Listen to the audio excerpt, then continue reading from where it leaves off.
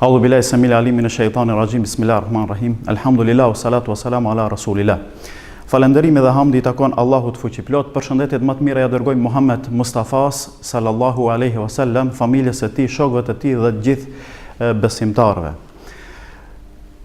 Jeta e njeriut është me përplasje të ndryshme dhe me dallë të ndryshme.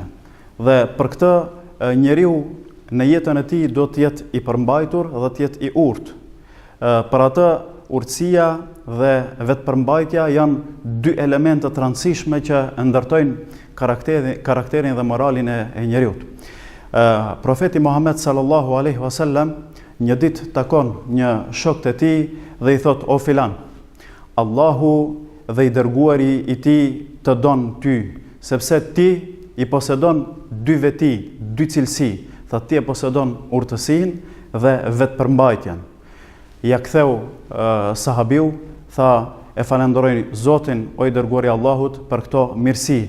Pra e shohim se si pejgamberi alayhi salatu wasalam vlerësoi te ky individ dy virtyte shumë të rëndësishme, që ishte vetëpërmbajtja dhe urtësia e njeriut.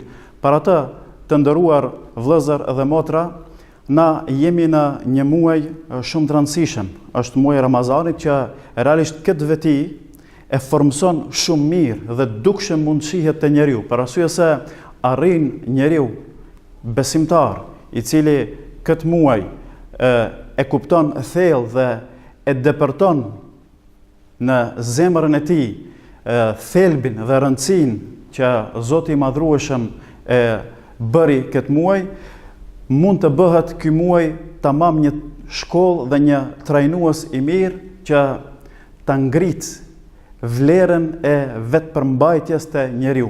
Për arsye se ka shumë raste dhe stacione që realisht njeriu mundet në këtë muaj të bekuar të vetëpërmban dhe të bëhet edhe më i fuqishëm në egon e tij, të bëhet edhe më i fuqishëm në gjuhën e tij, të bëhet edhe më i fuqishëm që ta përmban shikimin e tij.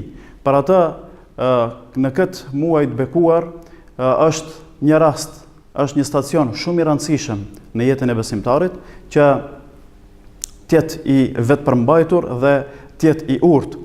Prej cilësive të Allahu Gjeleshanu, që vetë Allahu Gjeleshanu është i vetëpërmbajtur dhe është i urtë. Për këtë të nderuar vëllezër motra, është një hadith kutsi të cilën përcjell Muhamedi alayhi salatu wasalam nga Allahu Gjeleshanu, që toka, qielli, uji, çdo ditë thonë: "O Zot, na lejo që të i përmbysim këto njerëzit që janë mëkatar, këto njerëz të cilët zhyten në mëkate të thella." Po ja Zoti i plotfuqishëm se si përgjigjet. Thot: "O krijesat e mia", që realisht edhe këto janë krijesat e Allahut Gjeleshanu. "Ata janë krijesat e mia dhe unë jam i mëshirshëm ndaj tyre." Do me thonë që Allahu Gjeleshanu është i vetëpërmbajtur dhe i urtë ndaj krijesave të tij për skaj mëkateve që i bëjnë.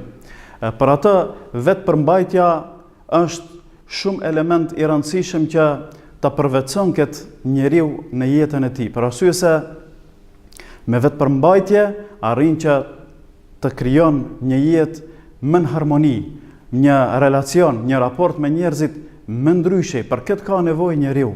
Në jetën e tij njeriu ka nevojë që të ketë relacione të mira me njerëzit, të ketë relacione të mira me çdo njeri, për arsye se njerëzit dallojnë dhe rastet ndallojnë. Njeriu duhet të jetë ashtu i përgatitur që në rastet caktuara din ta përmban veten e tij. Për atë, nëse do të marrim në përgjithësi, muaji Ramazanit është 30 ditë. Nga vetë jeta e njeriut, nga vetë viti, është 10% i motmotit apo i ditëve të vitit.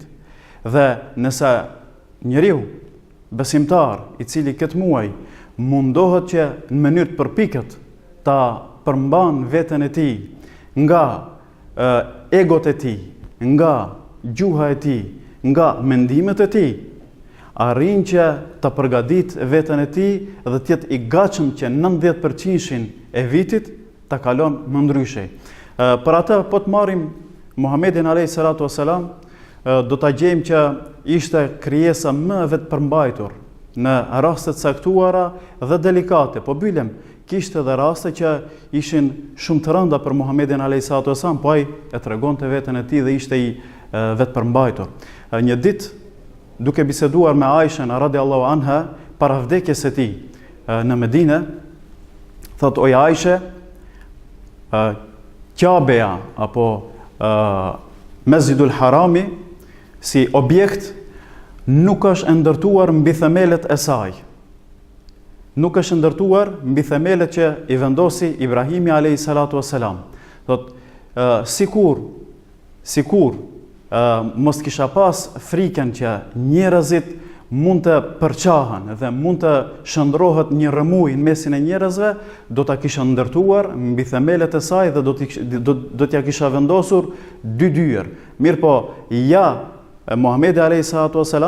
ishte i vetëpërmbajtur edhe në rastet këtilla që ndoshta kjo ishte një dëshirë e madhe e profetit a.s.